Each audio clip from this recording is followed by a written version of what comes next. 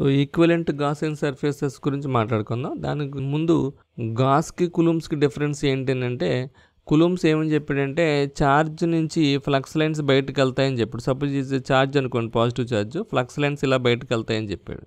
So charge అనేది number of flux లైన్స్కి equal అని gas చెప్పాడు. అంటే ఏంటంటే దీని అర్థం ఛార్జ్ని బట్టి ఫ్లక్స్ లైన్స్ బయటకు వెళ్తాయని కులూమ్స్ చెప్తే, గాస్ ఏం చెప్పాడంటే ఫ్లక్స్ లైన్స్ ఐడెంటిఫై చేస్తే లోపల ఉన్న ఛార్జ్కి ఈక్వల్ అవుతాయి అని చెప్పేసి ఐడెంటిఫై చేశాడు. యాక్చువల్గా ఇద్దరు చెప్పింది ఒకటే, బట్ బయట నుంచి లోపల ఏం జరుగుతుందో ఐడెంటిఫై చేయడం అనేది ఈజీ మెథడ్ కాబట్టి గాస్ లా అనేది చాలా పాపులర్ అయింది. మోర్ పీపుల్ అట్రాక్ట్ అయిపోయారు.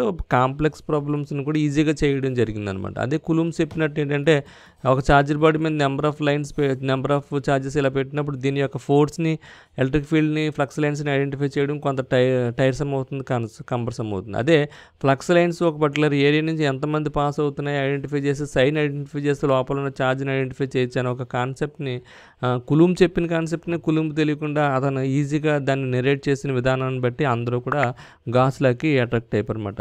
సో ఈ కులూమ్స్ లా అనేది ఏ ఛార్జర్ బాడీకైనా అప్లై చేయొచ్చు, ఏ ఎసిమెట్రిక్ ఛార్జర్ బాడీకైనా అప్లై చేయొచ్చు. కానీ గాస్లా మాత్రం ఎసిమెట్రిక్ ఛార్జెస్కి సెట్ అవ్వదు, ఓన్లీ సిమెట్రికల్ ఛార్జర్ బాడీకి సెట్ అవుతుంది. సో మీరు ఏ ఛార్జ్ తీసుకున్నా సరే దాన్ని సిమెట్రిక్ ఛార్జ్ సర్ఫేసెస్ తీసుకుంటేనే గాస్లని అప్లై చేయొచ్చు అనమాట. అంటే దాని అర్థం ఏంటంటే, సపోజ్ ఛార్జ్ అనేది ఒక పాయింట్ ఛార్జ్ తీసుకున్నారనుకోండి, ఆ పాయింట్ ఛార్జ్ ఇలా ఉంటుంది, ఆ పాయింట్ ఛార్జ్కి ఫ్లక్స్ లైన్స్ ఇలా వెళ్తాయి. సో ఫ్లక్స్ లైన్స్ని మీరు ఐడెంటిఫై చేస్తే ఒక పర్టికులర్ ఏరియా దగ్గర ఎక్కడైనా అబ్జర్వ్ చేస్తే దీన్ని మీరు ఇలాగా సర్కిల్ గీసుకుంటే దాన్ని ఒక స్పియర్ కింద మీరు ఊహించుకోవచ్చు. కాబట్టి ఛార్జ్కి ఒక స్పెరికల్ షేప్ స్పియర్ని మన గాసియన్ సర్ఫేస్ కింద తీసుకోవాలి. సో గాసియన్ సర్ఫేస్ ఏంటి అంటే పాయింట్ ఛార్జ్కి స్పియర్ అనమాట. So sphere is an example for point charge.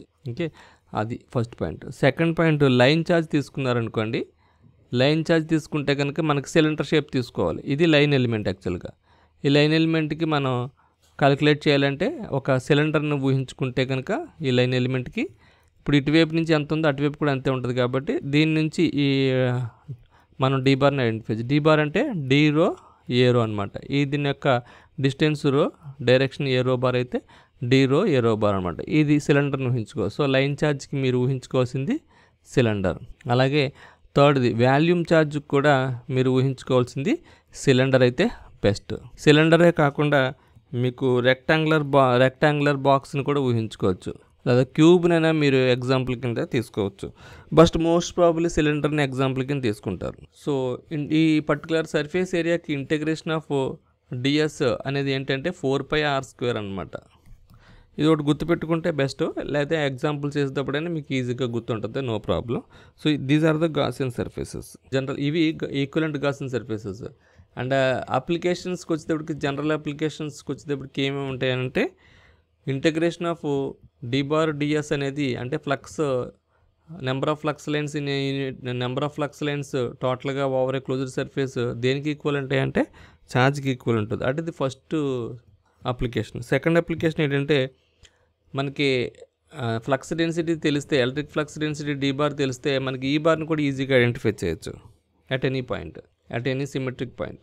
So ఈ బార్ని ఫైండ్ అవుట్ చేయొచ్చు అండ్ డి బార్ని ఫైండ్ అవుట్ చేయొచ్చు.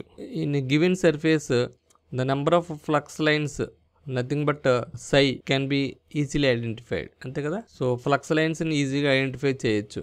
Psi is equals integral of D bar dot DS of course. So psi మనకు తెలిస్తే లోపల ఉన్న ఛార్జ్ని కూడా ఐడెంటిఫై చేయొచ్చు. So you can get the total charge in a volume or surface easily. Okay, this is another advantage. So ఇలా కొన్ని applications మనం ఈజీగా రాయొచ్చు. ఓకే.